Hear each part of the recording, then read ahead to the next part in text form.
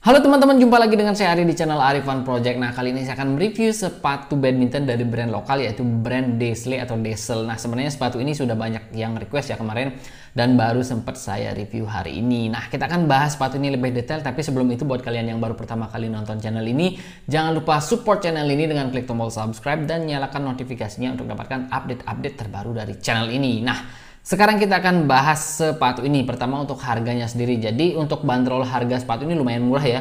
Yaitu kemarin saya beli di harga Rp265.000 dan kebetulan ini yang size 42 dan untuk warnanya sendiri ini saya pilih yang warna merah hitam seperti ini ya. Jadi kelihatan lebih keren dan lebih maco seperti itu.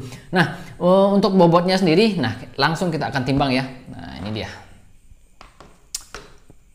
Oke, kita akan timbang dulu. Nah, jadi bobotnya sendiri dia ada di 341 gram. Jadi lumayan berat, tapi nggak terlalu berat sih seperti itu. Nah, kemudian kita akan bahas mengenai bahan dari sepatu ini. Pertama di bagian uppernya ya. Nah, untuk uppernya sendiri dia menggunakan kombinasi bahan mesh. Nah, meshnya sendiri ada di bagian depan sini, kemudian ada di sini juga, dan di bagian atas mata kaki. Nah, ini ya terbuat dari bahan meshnya seperti ini. Nah, ini dia. Kemudian dia juga menggunakan bahan synthetic leather yang sebagian besar ada di bagian upper sepatu ini ya. Nah, bagian synthetic leathernya ada di bagian sini.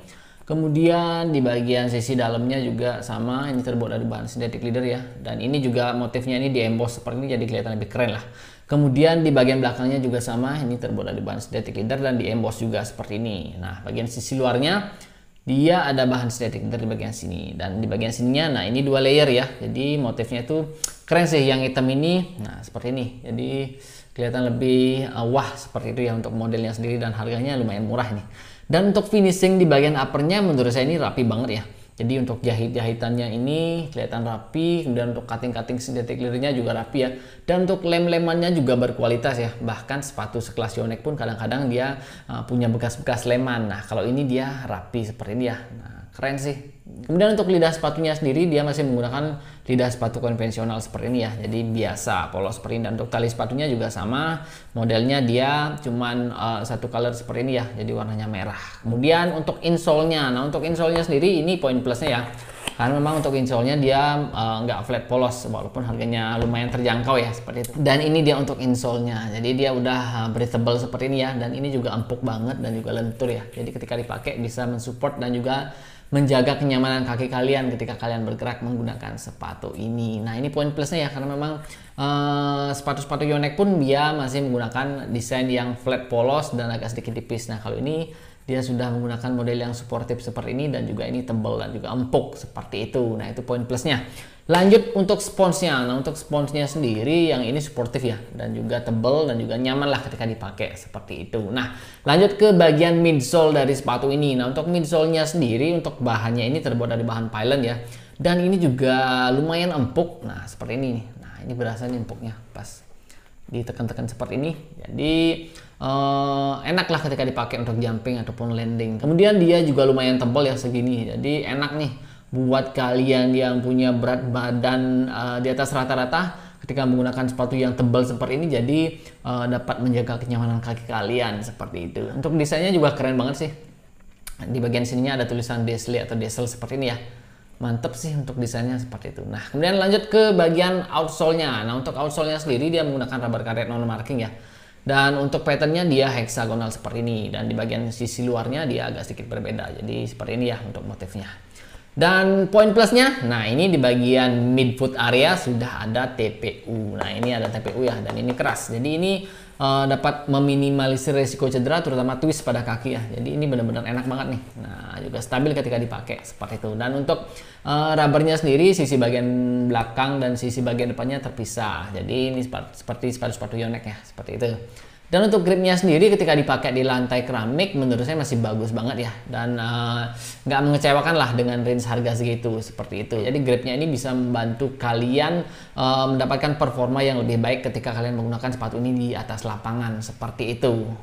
Nah, jadi itu dia teman-teman mengenai harga, bahan, kemudian bobot dari sepatu ini. Untuk teknologinya sendiri nggak dijelaskan secara detail ya di webnya ataupun di seller-seller yang ada ya. Jadi saya nggak terlalu membahas mengenai teknologinya. Yang pasti memang untuk bahannya itu seperti yang saya jelaskan di awal. Nah, sekarang kita akan lanjut bahas mengenai kelebihan dan kekurangan dari sepatu ini menurut saya pribadi. Nah, pertama yaitu di bagian upper sepatu ini. Nah, untuk uppernya sendiri untuk desain ya. Kalau misalkan kalau kita lihat dari segi desain menurut saya dia punya desain yang lumayan bagus dan juga lumayan eye catching ya ketika dipakai, dan juga untuk pilihan warnanya itu lumayan banyak. Kemudian selanjutnya untuk bahannya sendiri. Nah, untuk bahannya sendiri untuk bahan mesh kemudian bahan synthetic leather yang ada di dalam sepatu ini menurut saya ini punya bahan yang berkualitas. Nah, kalau misalkan saya compare dengan brand-brand lokal semacam Eagle, kemudian ada Flypower ataupun Aztec, sepatu ini masih bisa bersaing lah di range harga yang sama ya, seperti itu. Dan bahkan kalau misalkan saya langsung compare nih, kemarin saya dapat review yang Eagle Rush ya. Jadi kalau kita compare untuk synthetic leathernya menurut saya ini lebih bagus dari yang ada di Eagle Rush, seperti itu ya. Dan untuk meshnya juga seperti itu. Kemudian selanjutnya untuk harganya sendiri ya lumayan terjangkau, jadi ini bisa jadi poin plus juga. Nah, lanjut untuk midsole-nya. Nah, untuk midsole-nya sendiri ini lumayan tebal dan juga lumayan empuk ya. Jadi enak lah ketika dipakai seperti itu. Jadi buat kalian yang punya berat badan di atas rata-rata juga enak banget ketika pakai sepatu yang punya midsole tebal seperti ini ya. Dan juga di bagian midfoot areanya ini dia sudah menggunakan bahan TPU. Jadi ini sudah ada stabilizer yang berfungsi untuk menjaga kestabilan sepatu ini dan juga untuk meminimalisir risiko cedera atau twist pada kaki ya. Jadi ini benar-benar bagus banget sih kalau misalkan kita compare dengan brand-brand lain di range harga yang sama.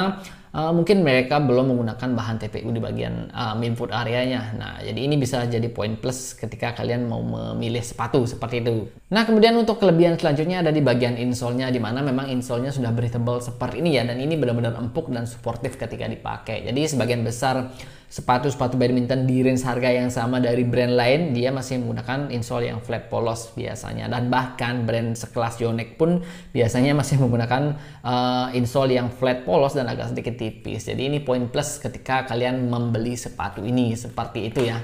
Nah, jadi itu dia teman-teman mengenai kelebihan yang ada di dalam sepatu ini menurut saya pribadi. Nah, sekarang kita akan lanjut bahas mengenai kekurangan yang ada di dalam sepatu ini. Nah, kalau kita bicara kekurangan agak sedikit kurang fair lah kalau misalkan kita cari kekurangan sepatu di range harga yang sudah lumayan terjangkau. Tapi nggak apa-apa, saya coba kasih teman-teman menurut saya pribadi apa sih kekurangan dari sepatu ini. Nah, kekurangannya sendiri kalau menurut saya pribadi antara lain pertama, sepatu ini punya feel yang agak sedikit berat dan agak sedikit kaku. Jadi ketika ditekuk seperti ini, nah ini berasa banget sepatunya agak sedikit kaku ya. Tapi kalau misalkan kalian sudah terbiasa menggunakan sepatu yang kaku seperti ini, saya pikir nggak akan jadi masalah sama sekali seperti itu. Nah, kemudian selanjutnya adalah untuk uppernya sendiri. Nah, dimana memang pas dipakai itu uppernya sendiri agak sedikit kurang fit dan kurang pas di kaki seperti itu. Jadi agak sedikit ada space ya di bagian atas sini, di bagian sininya. Jadi pas dipakai itu agak sedikit kurang nyaman lah seperti itu. Walaupun memang panjangnya sendiri ini pas di kaki saya, cuman memang di bagian atasnya sini ada sedikit kayak longgar gitu ya, jadi kurang nyaman ketika dipakai. Dan memang untuk pas pertama kali lihat pun memang untuk desain uppernya ini memang agak sedikit kelihatan agak tinggi ya seperti itu. Jadi pas dipakai pun benar-benar berasa agak sedikit longgar di kaki depan sini seperti itu. Tapi itu kembali lagi menurut saya pribadi ya seperti itu. Nah, jadi itu ya teman-teman mengenai review dari sepatu ini, kelebihan dan kekurangannya, kemudian harga, bahan, dan juga bobot dari sepatu ini. Nah, secara overall menurut saya pribadi sepatu ini